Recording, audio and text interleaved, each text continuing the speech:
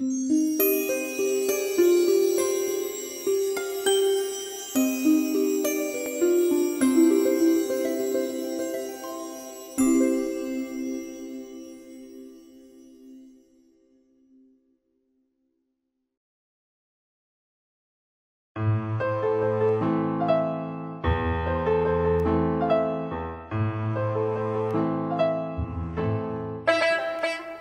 از بیرون اومدنم از زندان نگذشته بود. یه روز رفتم خیابون ویلا، یادم 20 حلقه فیلم سیاه‌سفید خریدم از یه فروشگاهی که اسمش هم هنوز یادم، فروشگاه متروپول. بعد مثلا سوار اتوبوس شدم و همینطوری هر جا که وای میساد یا هر شهری که وای میساد همینطور عکس میگرفتم، یا حتی وقتی اتوبوس در حال حرکت بود عکس میگرفتم. و این عکس‌ها رو بعداً که مثلا فیلمایی که گرفته بودم می‌آوردم خونه و ظاهر می‌کردم، همش چک می‌کردم اینا رو که کجا مثلا اشتباه کردم، مثلا چه کار باید می‌کردم یا چه کار باید بکنم. بس از طریق آزمون و خطا، یعنی مقدار زیادی از این یادگیری از مجرای به اصطلاح آزمون و خطا صورت گرفت. البته همین وسط ها هم باز چون از عکاسی که پولی در نیومد یه مدت کوتاهی هم نجاری میکردم، مثلا چیزایی واسه دوستان، مثلا میزی، نمیدونم چارپایه‌ای، یه صندلی، یه چیزی مثلا میساختیم. البته زیاد اون طول نکشید و عکاسی که اولش هزینه داشت و اینا خیلی سریع تونست به اصطلاح خودش هزینه‌های مربوط به خودش رو تأمین کنه. عکسایی که میگرفتم به دوستام که نشون میدادم، میدم بعضی از دوستام میخواستن که عکس‌ها رو واسهشون چاپ کنم. اون اوایل هم همین کارو میکردم، یعنی واقعا بدونی که پولی چیزی بابت اونچه که هزینه کرده بودم بگیرم، عکس‌ها بهشون. بعداً دیدم که این درخواستا داره زیاد میشه، زیاد و زیادتر میشه و انتظاراتم بالاتر میره. یعنی مثلا اگر فرض کنید کسی یه عکسی خواسته بود، از یه عکس خوش اومد و یه عکس در قطع مثلا کارت پستال چاپ میکردم بهش میدادن، میگفت که مثلا خب نمیشه اینو بزرگش کنی، مثلا در قطع 40 سانتی متر در 60 سانتی متر. میگفتم چرا؟ بعد از یه مدت کوتاهی دیدم نگاه ما هرچی هم ما نمیدونیم از کجا باید پول بیاریم که این عکس‌ها رو واسه دوستان چاپ کنیم. به همین دلیل هزینه به اصطلاح چاپ عکس ازشون میگرفتم. واقعا خیلی خیلی ارزون، مثلا عکس دونه 4 تومن، 4 تا 1 تومنی، مثلا فکر حساب میکردم که مثلا 15,000 پول کاغذ شده، مثلا 5,000 پول داروی ظهور رو نمیدونم ثبوت و اینا شده، نمیدونم انقدر واسه فیلم مصرف کردم اینجوری. بعدها این توقعات یه ذره بیشتر شد. مثلا ما دیدیم این عکسی که چاپ میکنیم، متوجه شدم که دوستان نمیدونن حالا این چیکار کنم. ما یه پرینت دادیم دست اینا، خب نه اونا، نه من میدونستم چیکار کنم نه اونا. بعد فهمیدم که مثلا اینا رو میشه مثلا روی شاسی‌های پرس کرد یا مثلا قاب کرد. به همین دلیل این کارا رو بعداً خودم کردم و باز هم به اصطلاح پول بیشتری بابت کارم به من داده شد یا گرفتم و این به هر حال کمک کرد به اینکه من بتونم کارم ادامه بدم. اولین کتابی که چاپ کردم کتاب زندگی بود که اونم 54 تا عکس اگه اشتباه نکنم توش بود و 5000 تا چاپ کردم که خیلی سریع فروش رفت و چاپ دومش به صورت مجموعی از کارت‌ها در آوردم، چون خیلی از یعنی بعضی از این کسایی که خریدن میگفتن که کاش ما این عکسش جداگانه می‌داشتیم که مثلا قاب کنی بزنیم تو خونمون. یعنی در واقع در نتیجه این تعامل با مخاطبینم کم کم شکل کارا هم تغییر میکرد و تحسین میشد یا تعدیل میشد. یعنی چاپ دوم اون کتاب به صورت یه مجموعه کارت پستال بود. حالا 52 تا عکسه که به صورت کارت و اینا میتونم قاب کنم بزنم تو خونه.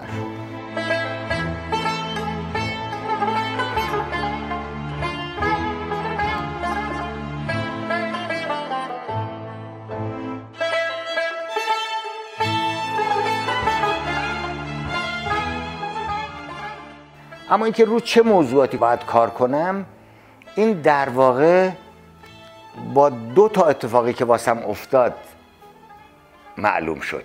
یکی ازدواج با یه خانمی که مردم شناس بود، خانم زیبا عرشی، که جز شانس‌های زندگی من بوده و هنوزم هست.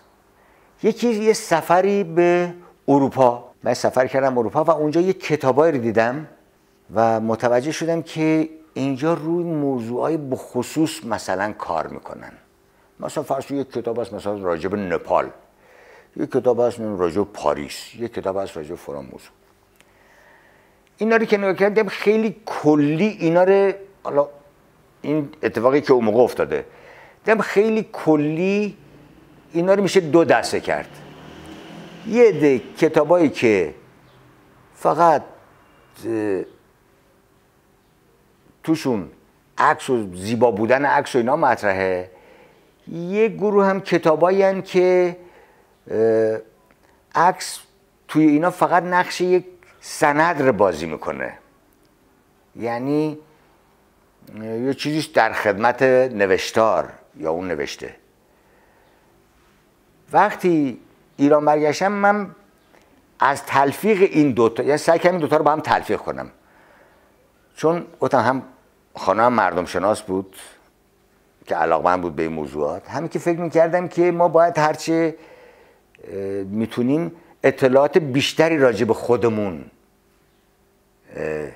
به اصطلاح به مخاطبامون بدیم. این 2 تا با هم ترجمه سعی کردم که عکس‌ها صرفاً جنبه سندیت نداشته باشن، بلکه عکسایی باشن که به لحاظ به اصطلاح هنری هم واجد به اصطلاح یه کیفیاتی باشن یا یه ارزشی داشته باشن. این تصمیمی بود که من گرفتم. چطوری شروع کردیم؟ سعی کردیم روی این اقوام مختلف کار کنیم. مثلا اول گروه قومی که روش کار کردیم در واقع ترکمنا بودن و اولین کتابی هم که می‌خواستیم دریم فکر می‌کردیم که ترکمنا میشه. بعداً نظرمون عوض شد.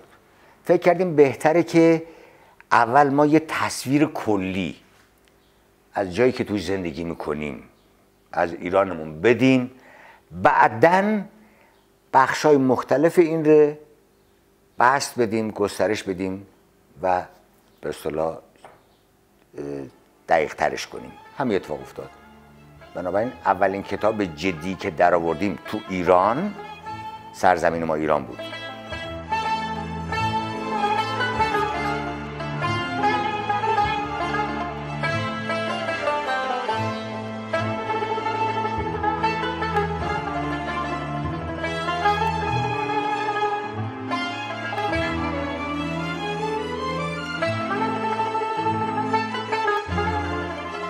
اولین چاپ سرزمین ما ایران صرفا فارسی، هم متنش فارسی هم زیرنویس عکس‌ها فارسیه، چون اصلا چشم اندازی واسه که مثلا اینا رو بخوایم خارج از کشور مثلا خب هم به فروش بریم اصلا نداشت، اصلا به موضوع فکر نکرده بودیم. یعنی اصلا راستش بخواید تا قبل از این چاپ کتاب من زیاد فکر به این شکلی که الان میبینم داستان رو یا دیگران میبینن ما اصلا فکر نکرده بودیم. مثلا همین سرزمین ما ایران اگه بخوایم به پیشینش مراجعه کنیم در واقع اینطوری باید بگم که من هر بار که سفر میرفتم معمولا بعد از ظاهر کردن اسلایدام از دوستام دعوت میکردم، مثلا یه شبی میومدن خونمون و میشستیم و با هم اینا رو میدیدیم.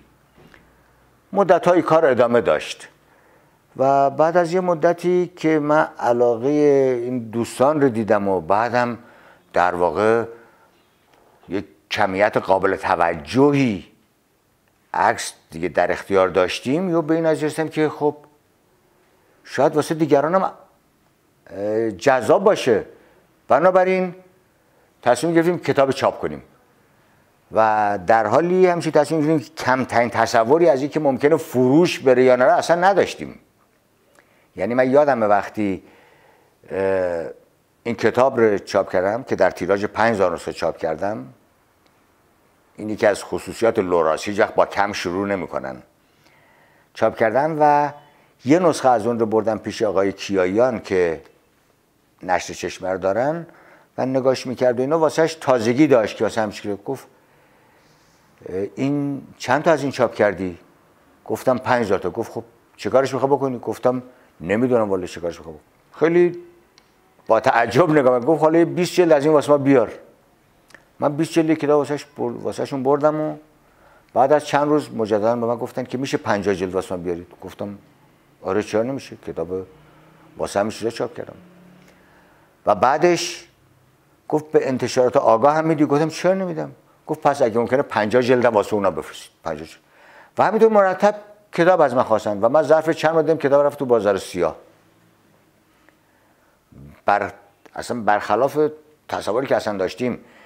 یعنی من اگه بخوام به شما بگم قبل از چاپ کتاب من با خانمم که صحبت کردم گفتم که ما یه پولی بابت حق تألیف کتابی که قرار بود در انگلستان چاپ شه گرفته بودیم. بهش گفتم عزیزم ما که تا حالا پول نداشتیم، موافقی که با این اونچه که الان داریم یه کتاب چاپ کنیم؟ گفتم ممکنه من به باد بگم خب بره. بنابراین ما این پول رو به اصطلاح برباد رفته فرض کرده بودیم. اصلا فکر نمی‌کردیم که مثلا پول ما اصلا برمیگرده. بعداً برگشت و خب یه چیزی هم اضافه شده بود بهش. و واسه چاپ کتاب یادم با آقای کیان من صحبت کردم وقتی شنیدم که تو بازار سیاه رفته، گفتم که نظرتون چیه که من اینو دوباره تجدید چاپ کنم؟ گفت والا نمیدونم، واسه ای که معلوم نیست چه اتفاقی بیفته، ممکنه چاپ کنی همش رو دستت بمونه. گفتم من اصلا نگران چیزی نیستم، واسه که ما این اصلا گذاشته بودیم، این پول گذاشته بودیم که بره و حالا برگشته یه چیزی هم اومده روش، بنابراین من اصلا نگران چیزی نیستم. بعدم به شوخی بهش گفتم حالا که پسر خوبی هستی من 8000 تا چاپ میکنم و به جای 3000 تا ما 8000 تا چاپ کردیم. چیزی نگذشت که دیدیم بازم رفت تو بازار سیاه و چاپ‌های بعدی همینطوری ادامه پیدا کرد دیگه. معمولا تمام چاپ‌های سرزمین ما ایران جز دو چاپ آخرش که 4300 تا و آخرینش 3300 تا بود، همه یا 5000 تا بود یا 8000 تا. حدوداً 100,000 نسخه از سرزمین ما ایران تا حالا فروش رفت. 100,000 جلد که سرزمین ما ایران، 50,000 جلد اون دوبل پژ که توی فرانسه چاپ شد، 55,000 تا هم تکنیک عکاسی، 205,000 تا مال 3 جلد. حالا و بقیه ما 20 جلد دیگه هم داریم دیگه که بیشتر اونام جز معدودیشون بیشترشون بارها و بارها چاپ شدن. مثلا دماوند فکر کنم 3 بار چاپ شده، تخت شمشید 5-6 بار چاپ شده، کورتا 3 بار چاپ شده. بیشتر کتابامون هی تجدید چاپ شدن دیگه. یک کتابم تو آلمان چاپ شد اسمش از کردستان. یک کتابم سال 2002 در انگلیس چاپ شد، The Nomadic Peoples of Iran، به اصطلاح اشاعره ایران. به جز این 3 تا کتاب دیگه خارج از کشور چاپ نکردم. البته قبل از اینکه این کتابا چاپ شه، عمدتاً قبل از چاپ این کتابا و بعداً تا یه مدتی هم لابلای اینا یک گزارش‌های تصویری ازم توی مجلات مختلف به اصطلاح چاپ شد تو اروپا که اینا خودش اصلا خود اینا هی کمک کرد به اصطلاح شناخته شدنم اونجا.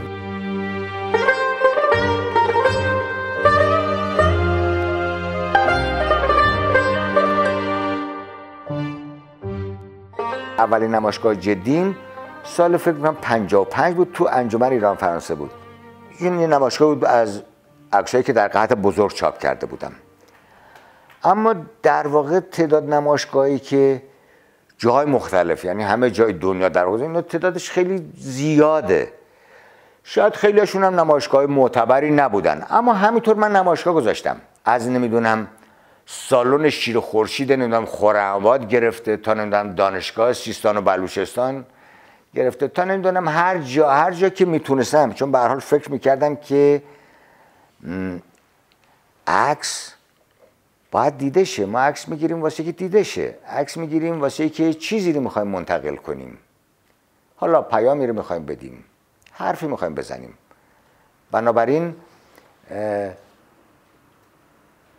به نمایش در آوردن یا در معرض دید قرار دادن عکس‌ها جزئی از خود عکاسی میدونستم. منتها وقتی بیشتر روی در آوردن کتابات تمرکز کردیم کمتر به نمایشگاه پرداختیم.